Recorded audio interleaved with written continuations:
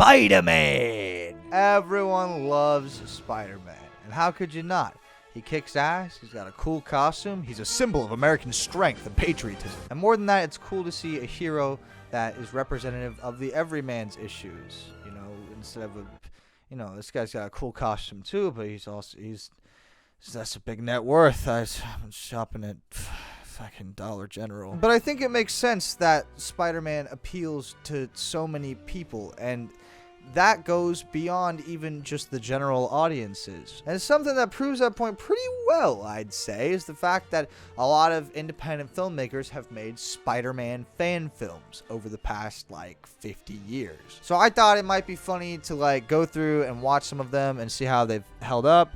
Especially because, there's that one that came out recently and it's making a big stir and everyone's really mad about it. And, we'll talk about it. But I wanted to check these out because I'm a big Spider-Man guy. Not a superhero guy necessarily, but I love me some Spider-Man. So I figured no better time than the present to check these out.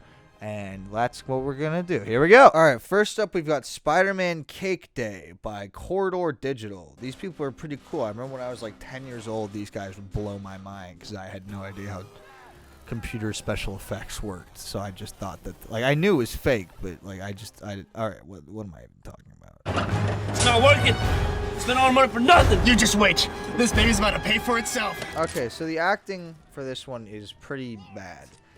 It's very YouTube level, and I wasn't expecting anything insane, and it's not like it's the worst shit I've ever seen either, but it's about as student film as you can get. Again, I'm not trying to be a wiener. I don't even have a point for this video. I'm just I just wanted to talk about. I'm also noticing that a lot of this directing is very YouTube-y, and again, I don't know exactly what I was expecting because it is a YouTube fan film made by YouTubers, but I don't know, man. It's not appealing to my sensibilities, and if it's not appealing to me, then that means it sucks. Gotcha. Lorraine's Bakery, here I come. The suit in this one looks pretty okay. It's not groundbreaking shit or anything, but I think one of the things I notice in a lot of these lower budget fan films is that the costumes can look very cheap. That's not the case here. This looks decent. No. Ah! Oh, not a yellow one. No. Damn it. Oh, jeez. So the transition from the very clearly shot on pretty nice cameras live action to the PlayStation 4 level graphics of the special effects is noticeable, to say the least. I do not think it looks great. And yeah, this video is a couple years old as of now. But I don't know. It just it's really not landing. The movement's a little rubbery and unrealistic. And when it cuts back and forth between the two pieces of footage, it's even more obvious where the special effect ends and where the live action thing begins. The use of green screens is also pretty jarring throughout. It looks okay. Again, it's a YouTube video, so it's not like these dudes are submitting this shit to festivals or anything, but it looks pretty good. It looks okay, I guess. I don't know. I can't make it a fucking opinion. For a short film, I also have to say the pacing is really, really weird. Scene to scene takes fucking forever. They're really dragging their feet, and I don't know. It just really I don't know. It just really feels long. And I feel like we're spending too much time with these helicopter guys. I just don't love it. As a proof of concept, though, this is not terrible. It doesn't look great, obviously, but it doesn't look like fucking shit. This is interesting enough to keep my attention, and I would, I could see these guys directing something better than this if they had more money. We're all out of units. They're going to get away. Where is Spider-Man? Okay, the acting in this is really bad. I actually, if there's if I'm rating this from best to worst in terms of things, the acting would be at the worst. What the fuck did I just say? The CGI really starts to slip towards the end, especially with this little thing where he's pushing on the car. This just doesn't look great. But then this pretty cool fight scene happens with Spider-Man and the bad guys. And I like this characterization of Spider-Man a lot. This you know, quippy. It's all the good stuff it needs to be. Like, I just, I wish it could have been maybe a 4-minute short instead of an 8-minute one, and, you know, you could have just focused on this cooler stuff. Again, the CGI is way better than, like, what I could do, but that's not really a fair merit to judge it on, you know? This just doesn't look very good for people whose emphasis is CGI stuff. Alright, Spider-Man Cake Day. It's pretty cute, nothing groundbreaking, and some of the CGI is pretty good, but some of it is pretty not great. I don't know, I'd give it like a 4 out of 10, you know? It's not by far from the worst piece of shit I've ever seen, but I've also just seen like regular short films that excited me more than this did, so that's not a good sign. So I'm gonna give it like a 4 out of 10. Also, I saw someone on Twitter say that this was the best Spider-Man fan film they'd ever seen, so that is not a good, I'm worried. Alright, next we're gonna check out Dawn of Spider-Man from fucking 2014. It was uploaded to Machinima, and it looks awesome. This has 23 million views. So Dawn of Spider-Man serves as an origin story of sorts about like 8th grade Peter Parker, and he gets bit by a spider, and then he becomes Spider-Man. You know, all the good stuff, like all the classic, like the movies with actual money put into them. But I have to say, despite this movie looking so much worse, sounding so much worse, I mean, in every objective level, being so much worse than Spider-Man Cake Day, fuck. I have to say, I actually love this one way more, because this film has heart and so much passion put into it. And I'm not saying that Spider-Man Cake Day didn't have passion put into it, but it's a different kind of passion, you know? These are kids running around with a video camera. And, you know, I used to do that same shit, so it's, you know, it's the nostalgia plays a huge part and overwhelms logic. But what are you going to do, man? I just love it. I love the hilarious acting. I love that the audio in this movie sounds like it's being recorded on an external microphone that's boiling in bees. Alright, I love this thing. I think it's so funny. But above that, in the strangest way, I think there's something very authentic about it. It's childhood. Passion, it's love, it's wanting to tell a story, and the fact that it got 23 million views on YouTube, I think, is a testament to that fact, that audiences are hungry for something real, even when it's not expensive. I'm gonna give this one an 8 out of 10.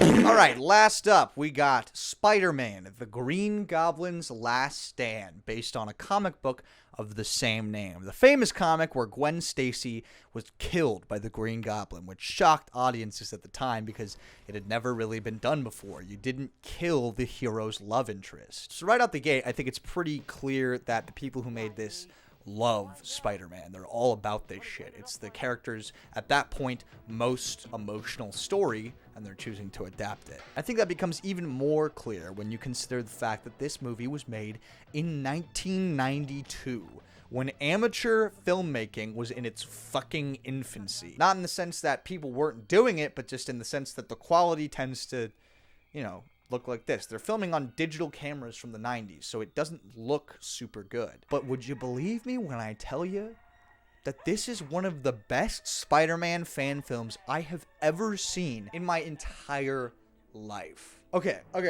So, a few things right off the gate. The costumes look pretty bad, but I actually think it works given the project's limitations, and if we sit here criticizing everything that quote-unquote objectively could have been done better, we're going to be here all day. So let's just talk about the stuff I really, really liked. First and foremost impressive, in my opinion, is the fact that every single stunt done in this film is actually being done. And that includes the web swinging. This guy, Dan Poole, who wrote, directed, did all the stunts, edited the movie, basically held onto a rope for dear life with absolutely no harness and just flew himself above the fucking streets of New York City. It is the craziest motherfucking thing I've ever seen, and this is true, beautiful, independent filmmaking. To give you an impression of how crazy this is, Sam Raimi, the guy who directed the original fucking trilogy, wanted to do this same kind of effect, and the studios told him, no, you can't do that because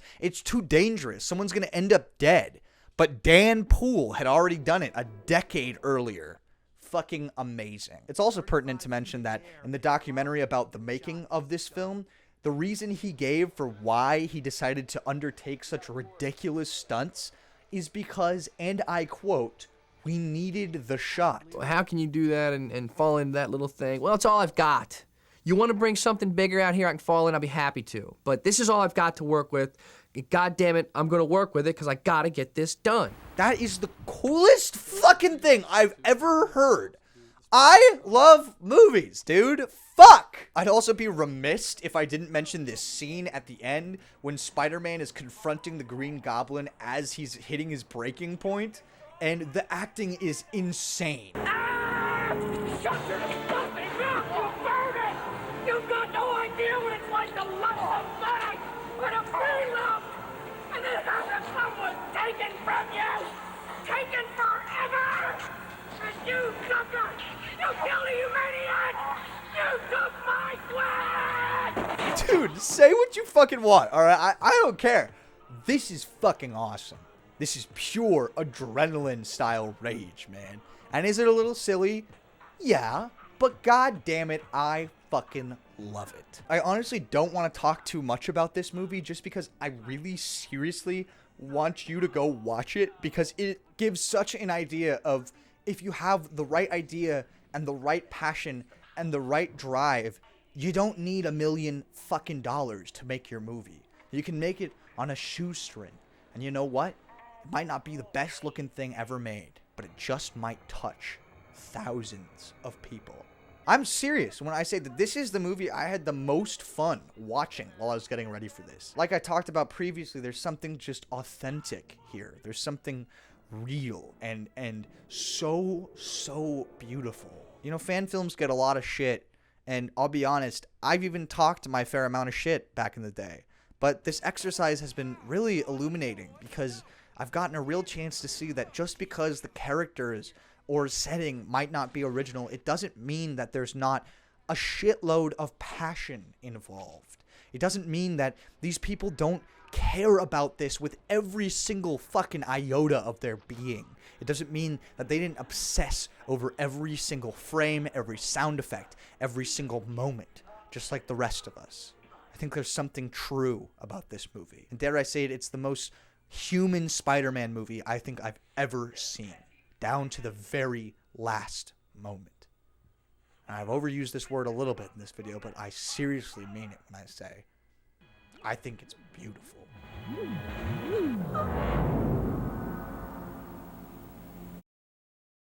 Okay, also, I'm gonna talk about this guy, okay? I promise you, this is, like, the top of my priorities. Well, not actually. I'm making a movie, so that kind of takes precedent. But the point is, I will talk about Spider-Man Lotus. I actually was originally planning to include it in this video, but it just ballooned and ballooned into its own thing because I really have a lot to say about it, and I don't think it would be fair to these other films to distract from, like, the point I'm trying to make.